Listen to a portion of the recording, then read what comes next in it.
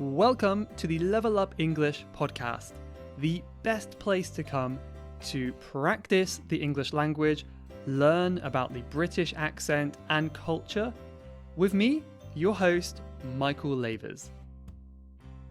Hello, English learners, and welcome back to another episode 185 of the Level Up English podcast.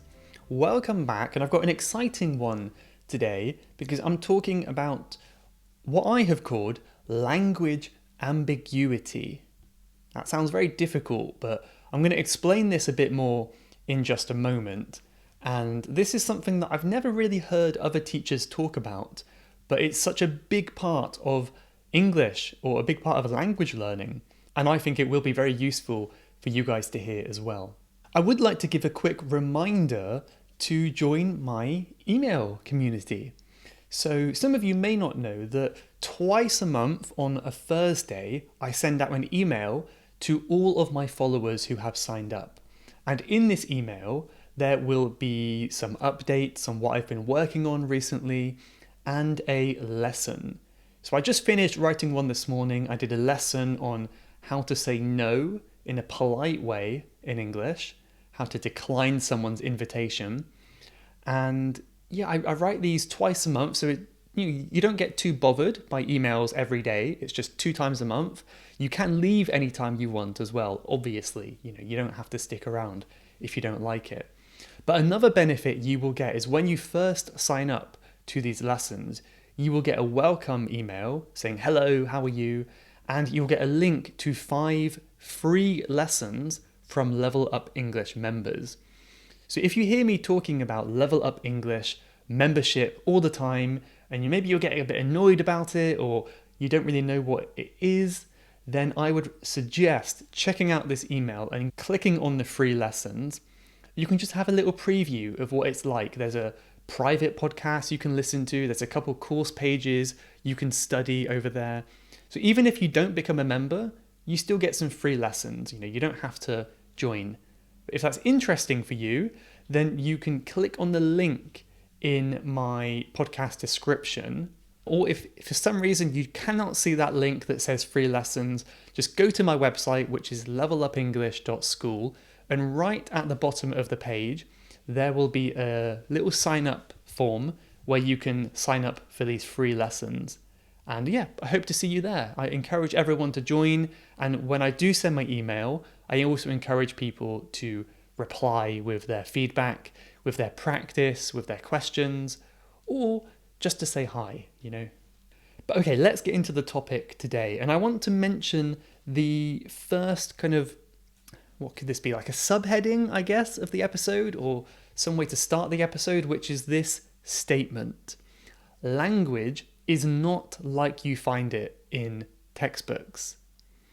So I thought about this when I did a recent episode, and this was one of my reaction episodes on a Saturday, and it kind of occurred to me that a lot of what we say is nothing like what you learn to say in a textbook, and there's so much implication involved. Implication, this word means when something is implied. That's another way to say it. Something is implied, so it's kind of suggested or hinted at in what you're saying, but you don't actually say it explicitly. It's just a hint. And I notice this happens a lot to me when I'm talking in another language, especially if it's quite a new language. Like recently I was practicing Portuguese when I went to Portugal, and I was preparing these big sentences in my head. For example, in a restaurant, I might say, for my main course, could I please have the soup and the, whatever, this one here. And what I would notice is before I got to the end of my sentence, the other person could already guess what I was about to say. So they would interrupt me and they go, okay, yeah, no problem. Yeah, sure, I'll do that. So I would kind of say, for my main course, could I please have, and I'm kind of pointing to what I want. And before I can say it, they've already said, yep, no problem, write it down, walked away. And it kind of left me feeling a bit like, but I wanted to finish, I wanted to practice my sentence. But what I realized in that moment is a lot of language is not really in full sentences, you know. There's a lot of kind of sounds and body language and gestures and maybe parts of a sentence that is sufficient in communicating with other people. So one example of this is, you know, you might want someone to close the window, for example. So you could just say to someone, "Oh, you're near the window. Would you mind?" So I'm asking, would you mind? The full sentence maybe should be, would you mind closing the window? But because I kind of already mentioned the word window, it's maybe obvious what I mean. It's obvious what I'm asking you to do. So, would you mind? Like, could you do this, please? So here's exactly what I mean. It's this ambiguity. Ambiguity is when it's not really clear on what the meaning is. Ambiguity is when something can have more than one meaning. So obviously context is really, really important because a lot of language is based on context and we're inferring the information based on that context. Maybe we could take a second to talk about these words imply and infer. To imply, I mentioned before, is when you are hinting at something in what you're saying. If I say, "Oh, it's very cold in here, I wonder what we could do about that," then I'm implying that I want you to close the window. If my friend says the same thing to me, "Oh, it's very cold in here, what can we do?" then he is implying I will infer. So I will infer the meaning. So infer is when you give meaning to something else. So think of it a bit like this. Implying is giving the meaning. Inferring is receiving the meaning. It's a bit of give and receive, right? So if I'm cold, I will imply I want the window to be closed, and my friend will infer my meaning based on the context of the situation. Hope that makes sense, but I'm going to write this up in my vocabulary list on the website so you can have a look there as well. This is really common as well, this kind of implications, this ambiguity in British English. And this is because British people can be quite indirect. So very often we don't like to say what we really want. We kind of make these hints and we imply what we want in a very indirect way. So if someone asks me, "Michael, are you happy with this?" You know, whatever they're talking about, I might just say, "Yeah, well, yeah, okay." And you know, it doesn't matter what I say. Obviously, from my reaction and how I'm saying it, it's obvious I don't like it. Or if you say, "Are you happy with this?" I don't know. You know, from my intonation, my tone of my voice, it's very obvious that I don't like it, right? That's kind of a similar thing there about that ambiguity. Now, another kind of phrase that we often use in this area of maybe being a bit indirect is, "Let me put it this way." Let me put it this way. So usually we use this phrase when we really have quite a harsh opinion about something, like a strong opinion, but we want to put it in a nicer way so as not to hurt someone's feelings. So if someone asks you, "How do I look in this dress? Do I look okay? Do I look nice? Or do I look a bit ugly?" You can say, "Okay, let me put it this way. I don't think you look 100% beautiful." You know. So really what we're saying there is, I don't like it, but we're just being very indirect and polite about it.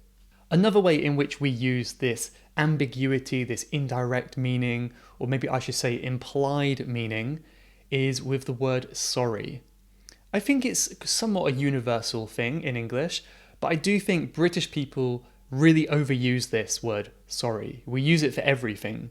So if I am wanting to get by, I can say, sorry, meaning excuse me. And based on the context, it's obvious what I want to do. If I say sorry, I want to get past you. You may have heard before that we can also use it to mean pardon. What did you say? If you didn't hear someone the first time, you could say, sorry. It happened to me yesterday in a cafe. They asked me for something. I couldn't hear them twice, and it was really embarrassing. So I just said, sorry. Like, what? Sorry? I kept saying sorry, and in the end, I had to never mind. I had to give up because it was too awkward. As I mentioned on the previous episode, maybe you're on the train and you're hoping to ask the person next to you to move so you can leave the train because your stop is approaching. And rather than saying, could I please ask you to move so I can get up and leave the train? We wouldn't say that. And even if you did say that, they would interrupt you sooner and be like, yeah, sure. Just like I said before, say, oh, could I please ask you to get... And by that point, they would already be standing up, like, yeah, out you go. And you wouldn't be able to finish your sentence. So maybe in the real world, we just say, I'm sorry, but... And then the other person already knows what you want them to do. And they go, oh yeah, sorry. And they let you out already, right? So it's just 2 words, sorry, sorry. And there's so much meaning that's conveyed in that. It's very interesting. I wonder if it's the same in your culture and your language as well. Let me know if it's the same. Oh, here's a really good example now. And this is a true example that happens to me. So I have a group of very good friends. We've been friends for maybe 10 years or something like that. But we're really, really close. There's no secrets between us. We're a very good group of friends. You would think that we could talk quite honestly and openly together. We share lots of kind of deep things with each other. However, it's still, I suppose, so deeply rooted in British culture that you cannot be direct about something, even with your absolute best friend in the world. Very often I will go to my friend's house for dinner and have a chat, maybe for coffee or something like that. And sometimes it gets a bit late. It's getting dark, it's getting late. And my friend wants me to go home, basically. And maybe in your culture, I don't know, but you might say, I think it's time for you to go now. Or maybe we should go now. Maybe we should leave. Or something a bit more direct. But my friend would say, oh, I'm getting a bit sleepy. And I do wonder in some cultures if that would be really confusing. I'm not sure. But I understand that to mean, I want you to leave. And he does this all the time now. And it's kind of almost become like a joke because it's funny how indirect he is when he says this. Oh, I'm getting a bit tired now. And then as soon as he says that, I kind of like, okay, well, I better get going. I put on my shoes because I guess he feels awkward about asking me to leave. And he doesn't want that to be really so obvious. So I kind of just take the hint and I make the suggestion, even though really he did it. But I say it implicitly. And I think it depends on the person, but I think this is a very common way to ask someone to leave. Another one that's really common, a good phrase is, if you could just... ... If you could just... And then we kind of follow that up with a gesture. A gesture means like body language, maybe your hand coming out to show them or point something out. So this might be something, you walk into your boss's office at work and there's a chair on the other side of the room and he might say, please, point to the chair, please.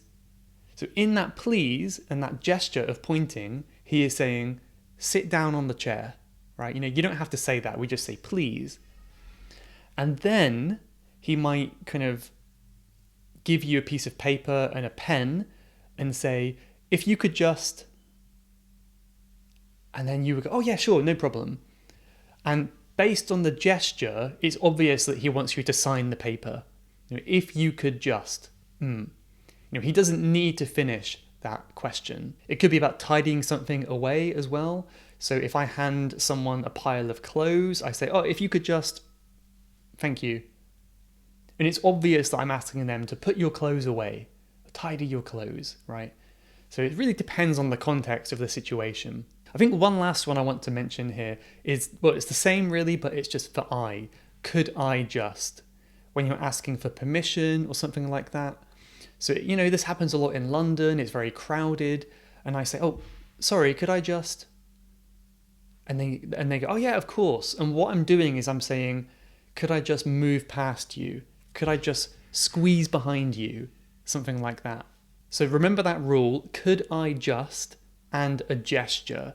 Usually it will be easy based on the context to guess what you're saying.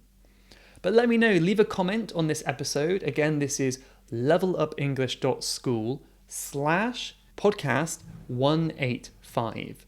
Leave a comment at the bottom and let me know if you've had any experiences like this where either received or given some meaning, mostly based on the context of the situation and not actually given a full sentence. A good phrase that we can use here is to read between the lines. I think a lot of languages might have the same idiom. I think in Japanese it's like kuki o yomu, which means like to read the air, read the atmosphere, right? But in English we say read between the lines, which means you're understanding some meaning regarding a situation, but it's not actually explicitly said. You're figuring something out even though it's not clearly stated. You're reading between the lines. That's a good idiom for you today. Maybe one final idiom I want to share is to take a hint or take the hint. We can say both.